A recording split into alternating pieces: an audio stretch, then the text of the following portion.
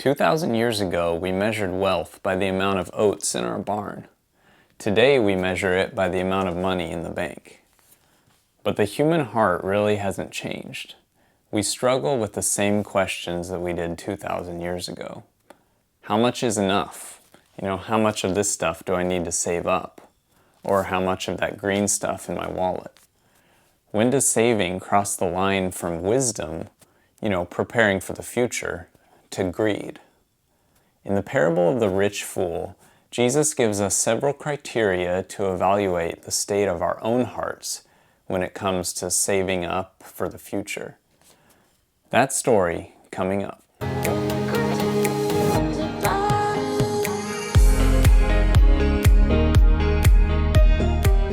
I'm Joseph Clampett with Stewardship.com. Today's topic is the parable of the rich fool from Luke chapter 12, verses 13 through 21. Now, as I see this parable and its context, it can be divided up into 4 separate parts. And each of those 4 parts has a lesson for us, kind of a different angle on what Jesus is teaching us through this story. So let's just jump into the parable. It begins with this rich man who has a lot of fields, a lot of crops, a lot of barns to store his crops in. But one year he gets an extra abundant harvest, probably more than he's ever had before.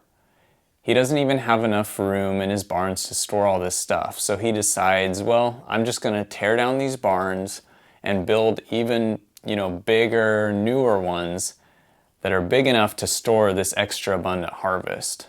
Now, we don't necessarily go and build a bigger house or a bigger barn or rent a storage shed just because, Walmart had a sale and we brought home a bunch of food from Walmart. But I think we do this in other ways. There's this concept called lifestyle inflation. It's the idea that as our income increases, we make purchases that we wouldn't have made before.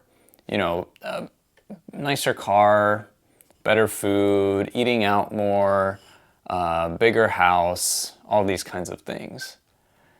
And I'm not saying all those are bad. It's really a question of discerning, what's appropriate and what's not.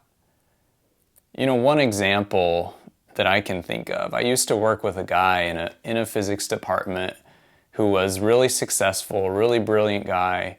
And when he had just started his postdoc, which meant he had just doubled his salary from when he was a graduate student. He's making double what he used to make. And he said that he was determined that he would not change his spending habits when he earned more money. So he determined that back when he was a grad student. Okay, so now his salary's doubled and he eats Taco Bell for lunch every day. He's trying to save as much money as he can, eating at the cheapest place. Of course, if he had cooked his own food at home, it could have been even cheaper. But he was eating at the cheapest place he could, but, absolutely terrible food. If you eat Taco Bell every day, the long-term consequences of that are pretty bad. I think in this case, it would have been totally reasonable or even wise for him to, spend a little more money on food to get something that's actually more nourishing. And really, it's for each of us in our own lives, knowing our own situation, to decide, when is increasing my spending with increased income? When is that reasonable and when is that not? Another example is investing. If you have a business or a side gig, you bring in some more money. I think it's totally reasonable, even wise, to take some of that and invest in better equipment, new computer. If you're working a lot on the computer, that can really speed up your work and make it more efficient. So there's a lot of good times to increase spending with income. But we each just have to discern that for ourselves. Okay, let's go back to the parable. So after he decided to tear down his barns and build bigger ones, what did the guy say next?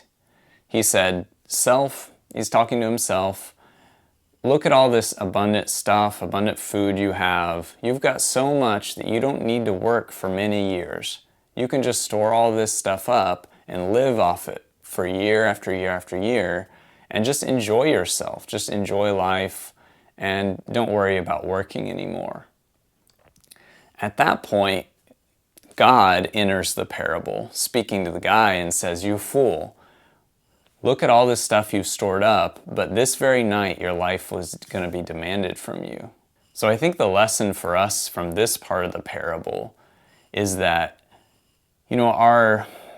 our work and rest should not necessarily be dependent on what we have in the bank or the amount of food we have stored up. The Bible lays out kind of a recipe, really, for a rhythm of work and rest in our lives. And that was that there would be one day, a Sabbath day of rest, going all the way back to creation. God created the world in 6 days, and then on the seventh day, he rested.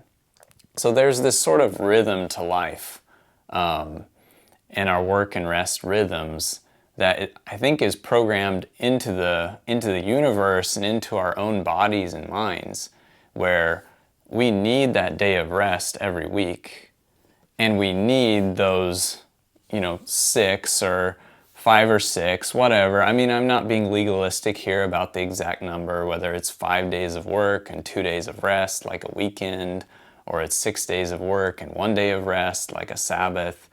I don't think the point, especially in the New Testament, is to be legalistic about those things when we look at Jesus and, all the things he said about Sabbath. But it's that there is a rhythm of work and rest. We need to take time for both. And I wonder if this rich fool, maybe he had slaved for years and years. Maybe he was a workaholic who could never stop. He always wanted more. He was always wanting to store up more. And now finally he made it. He really cashed in with this huge crop. And now he's like, okay, I made it. Now I can finally rest, what I haven't been doing all these years. I don't know if that's true or not. But I think you can make a case for that. Either way, he was being lazy now because he wanted the leisure, he wanted the pleasure, he wanted to determine his own schedule, really, rather than following the rhythms that God had laid out for him. So that's the end of the parable itself. But right afterwards, Jesus has just this one sentence commentary on it. He says, "So is the one who lays up treasure for himself and is not rich toward God."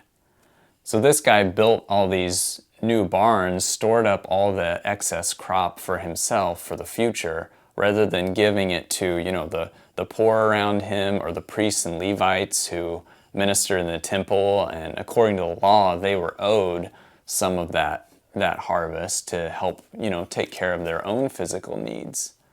And those are, both of those are ways that this guy could have been rich towards God, but apparently, in the story, he wasn't doing that. He was keeping it all for himself. So I think the lesson for us is pretty clear. As our income increases, so should our giving increase. So, if my income doubles one year, let's say, then giving should double, at least double. It could be even more, and a lot of people do set a goal of, as their income increases, giving a larger percentage. As long as you say you're going to give 10%, then as soon as your income doubles, your giving doubles as long as you're still giving 10%. That's pretty easy. But, it's possible to even go higher and say, okay, all my needs are met. I don't need all this extra. I can start giving a higher percentage as well. But I think that's up to each person's own, conviction of their heart and what they think God is laying on them to do. Next, we'll discuss the fourth and final part of this parable story.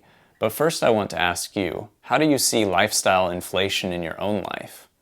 Is it appropriate, or is it going too far? Let me know in the comments section down below. So the fourth lesson from this parable, I think, comes from the context. So let's back up. Before Jesus told the parable, what was the situation that led him to tell it in the first place? There was a man who came to Jesus and said, "Teacher, basically my brother has this inheritance from our parents, and I want you to ask him to divide that inheritance with me. Cut it in half, give half to me, half to my brother," or something like that. And Jesus, how does Jesus respond to this guy? I'll just go ahead and read it. So he says, "Who made me a judge or arbitrator over you?" And then he said to the whole crowd, not just the man, "Take care and be on your guard against all covetousness, for one's life does not consist in the abundance of his possessions." When we look around at what somebody else has, maybe somebody's had some great success in some area of their life, a promotion or some kind of financial windfall like this inheritance would have been. What does that do inside of us? Are we able to rejoice for that person? Are we able to be happy for them, genuinely happy? Or do we feel less when that good thing happened to somebody else? Does it make us feel worse about ourselves? I mean, the New Testament elsewhere even says, rejoice with those who rejoice, mourn with those who mourn. And I think, the closer we are to somebody, like a close family member or a very close friend, it's easy, at least easier, to rejoice when they have a great success and to feel, torn up when they have something goes wrong in their life. But I think what Jesus wants us to do is kind of widen the circle for whom that's true, to encompass more and more people. Now, I think there's also something appropriate that can happen when somebody else is successful, that it can motivate us to do better ourselves. It can motivate or inspire us by that person's success or their example of the way they're living their life. It can motivate or inspire us to say, wow, yeah, I would like that too. And I think there's an appropriate kind of inspiration that can happen that's not envy, but it's inspiration from someone else's success. And yet it is kind of a spur to us saying, wow, I better get off my butt and start working because I would like to, have that success or that financial windfall or whatever that this other person has. But again, it comes down to our hearts. What's our motivation for that? What's our reason for wanting that?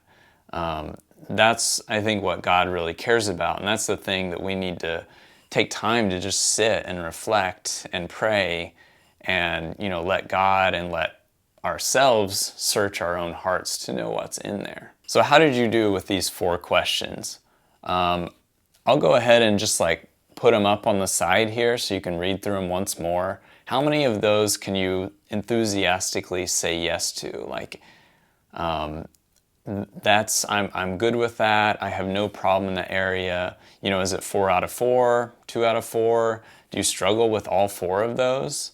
As Jesus said, a man's life does not consist in the abundance of his possessions. Don't put off living until you're financially secure. Start being generous right now.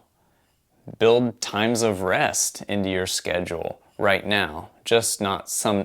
Not just waiting for, some distant day when you finally made it. Be content and satisfied with what you have now. But if any of us are struggling with the stuff we discussed today, it's worth having a look at this playlist on gratitude and thankfulness.